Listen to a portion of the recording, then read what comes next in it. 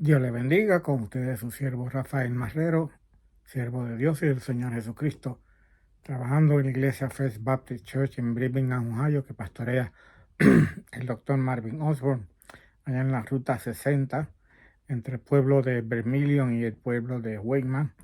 Una iglesia de habla inglesa, pero le invitamos a que nos visite si entiende el inglés, y si no tiene iglesia local donde pertenecer o donde visitar, allí se predica la palabra de Dios conforme a la palabra de Dios y se recibe el amor de Dios conforme al amor de Dios.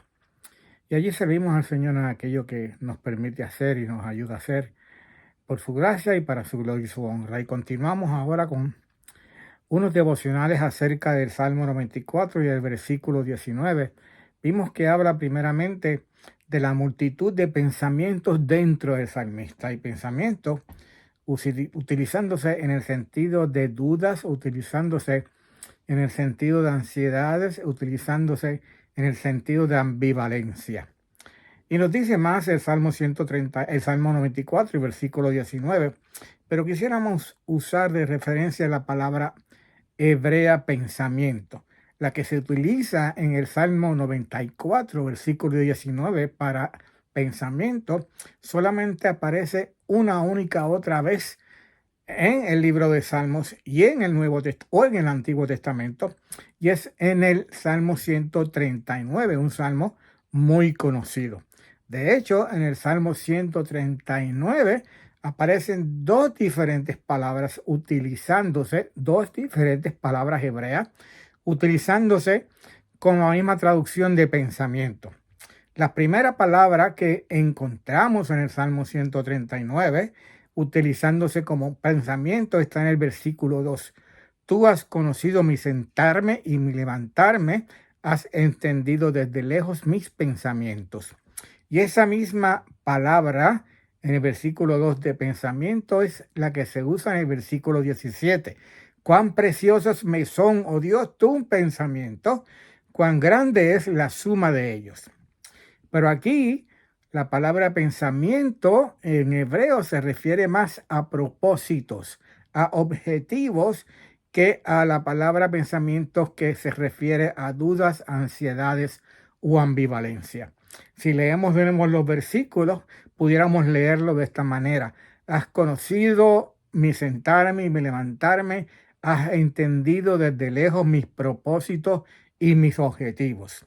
Y en el versículo 17 podríamos leerlo. Cuán precioso me son, oh Dios, tus propósitos, tus objetivos. Cuán grande es la suma de ellos. Pero es en el Salmo 139 y versículo 23 que encontramos otra vez la palabra pensamiento, que nos referimos como dudas, como ambivalencia o como ansiedades.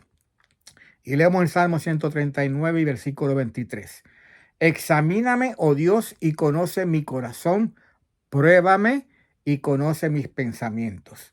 Leo de nuevo. Examíname, oh Dios, y conoce mi corazón. Pruébame y conoce mis pensamientos. Y vamos a hablar de ese tema. Conoce mis pensamientos.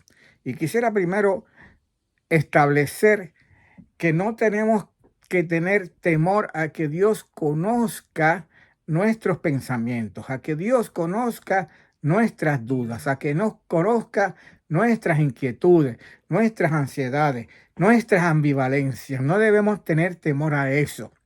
¿Por qué? A eso es lo que vamos a hablar. ¿Por qué? Primero, porque es ahí, en ese momento, en ese lugar, en ese tiempo, donde nos invade la duda, o donde estamos inquietos, o donde tenemos ambivalencia, o donde tenemos ansiedad, que Dios se manifiesta y lo podemos sentir más cerca entonces de nosotros. Cuando reconocemos ante Dios que tenemos pensamientos de duda, que tenemos pensamientos de cómo escoger el camino, qué camino seguir, o como tenemos pensamientos que estamos muy ansiosos, muy preocupados, es ahí, dice el Salmo 139 y versículo 14, que tus consolaciones alegran mi alma, que podemos sentir más cerca a Dios, que podemos conocer mejor la consolación de Dios en nuestras vidas. Por eso decimos que no debemos tener temor a que Dios conozca nuestro corazón y conozca nuestro pensamiento.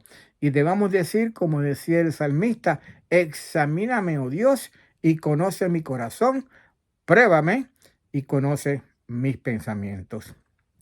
Es que cuando usted esté hablando con Dios y esté invadido por esos pensamientos de duda, de ansiedad, de ambivalencia, sea sincero con Dios. Sincérese con Dios. Dios ya conoce lo que hay en su corazón. Dios ya conoce sus pensamientos. Espera que usted se sincere con Él.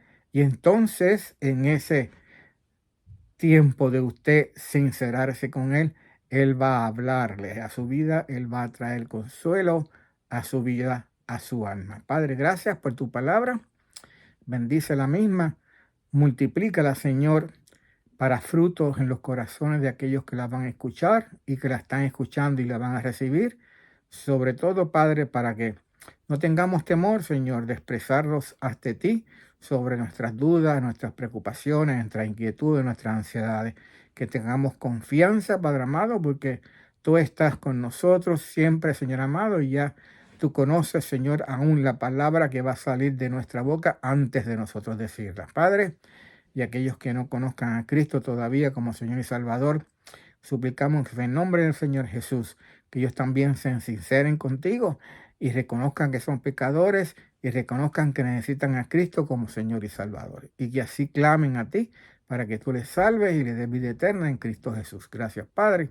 En nombre de Jesús que oramos. Amén.